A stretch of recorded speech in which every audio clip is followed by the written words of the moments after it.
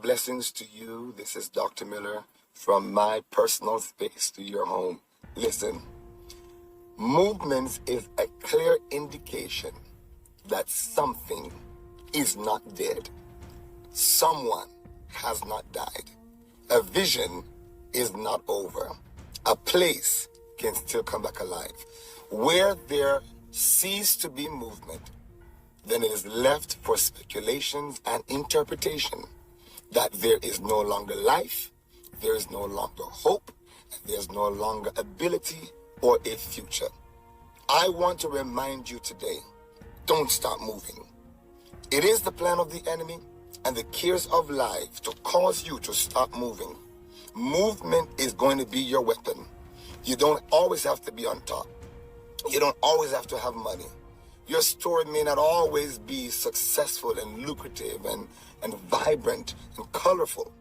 But the only thing that will stop all of that from becoming a possibility is your movement. If you stop moving, you will fail to live. And everything that is going on in your life consists and revolves around movement. You get up in the morning, you move. You go to school, you move. You go back to school, you move. You go to work, you move. Driving your car, you move. Where you cease to move, you cease to live. And sometimes you got to move into a place where it even seems dead. But as long as you get there and is moving, that thing, that dream, that desire, that plan, that hope become alive. This is my truth to you today. Don't stop moving.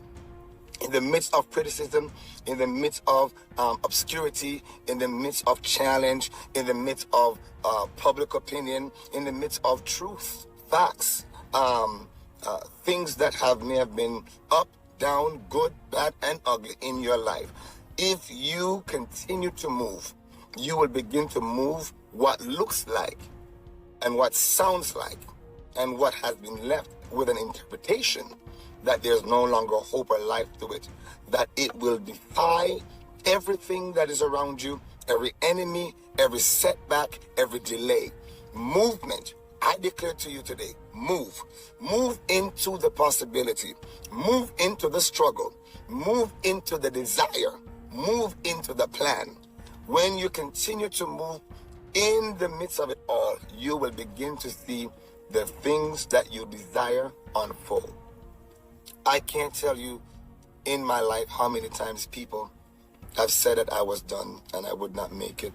And I wouldn't be sitting here today talking to you had I stopped. Had I stopped, had I listened to people, had I listened to people's verdict about my life, had I even believed my own life tragedies and struggles, then I would have not been here. But beyond my testings and my trials, something on the inside, which I know is the presence of God, allowed me not to sit and die.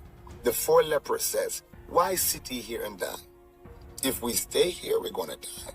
But if we make one more attempt, if we move into a place where there are possibilities, new ventures that we've never walked into, there might just be life in my movement. And certainly, in the midst of their movement, they not only became a millionaire, entrepreneurs, they became the echo, the forerunner, the voice of victory for others who have left. They decided, we're not going to die, we're going to move in the midst of what we look like, in the midst of our psychosis, in the midst of our madness, in the midst of our sickness, in the midst of our tears, in the midst of all that we have dealt with. Why sit here and die? Why should I accept defeat when in fact I can become something better? And because of them not giving up and letting no be an answer, they gave themselves one more tool, and that was the choice of movement. It was not so much their faith alone, but the choice to move in the midst of everything that told them it didn't make sense. Being unclean, ceremonially unclean, thrown out of the city gates, ostracized by themselves in a place where they couldn't see themselves any greater than their condition. But they made up in themselves, in their mind, it says, why should we sit here and die Let's move. Movement create the next level of victory in their life.